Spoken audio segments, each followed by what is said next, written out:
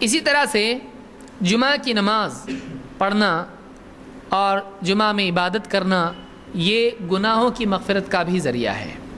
اللہ کے نبی صلی اللہ علیہ وسلم فرماتے ہیں الجمعۃ الی الجمعۃ، ایک جمعہ سے اگلے جمعہ تک کا معاملہ کیا ہے؟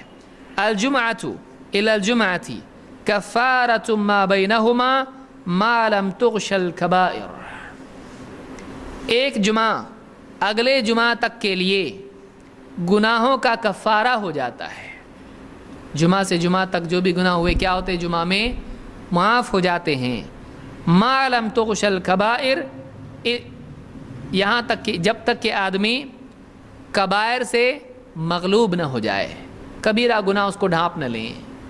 تغشا غشا کے معنی ہوتے ہیں ڈھانپنا، یعنی ایک آدمی کو کبیرہ گناہ اگر ڈھانپ لیتے ہیں تو وعدہ نہیں، کبیرہ گناہوں سے بچتا رہتا ہے تو ایک جمعہ سے دوسرے جمعہ تک جو بھی خطائیں اس سے ہوئی ہیں اللہ سب اس کو معاف کر دیتا ہے۔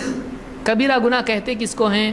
کبیرہ کے معنی ہیں بڑا گناہ، زنا اور جھوٹی تہمت، شرک، جادو، اور اسی طرح سے یتیم کا مال کھانا اور کسی پر جھوٹی تہمت لگانا، غیبت کرنا، بہتان باندھنا وغیرہ سارے جو ہیں یہ کبائر میں سے آتے ہیں۔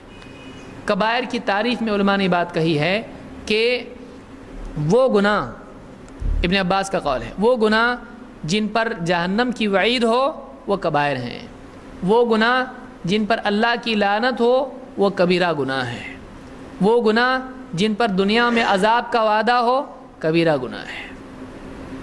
تو جن کو سختی سے ڈانٹا گیا ہے یہ سب کیا ہیں؟ کبیرہ گناہ ہے۔ ویسے ہر گناہ برا ہوتا ہے لیکن بڑا گناہ جو کبائر ہیں ان سے بچنا زیادہ ضروری ہے، اس لیے کہ ہلاک کرنے والے گناہ ہیں۔ تو ابن ماجہ نے اس کو روایت کیا ہے اور صحیح الجامع الصغیر میں شیخ الالبانی نے اس کو صحیح کہا ہے۔ اس سے معلوم ہوتا ہے کہ اگر آدمی کبیرہ گناہوں سے بچتا رہے تو جو اس سے کم تر درجے کے گناہ ہیں اللہ تعالیٰ ان کو معاف کر دیتا ہے، اللہ ان کو معاف کر دیتا ہے۔ تو جمعہ گناہوں کے کفارہ کا بھی ذریعہ ہے۔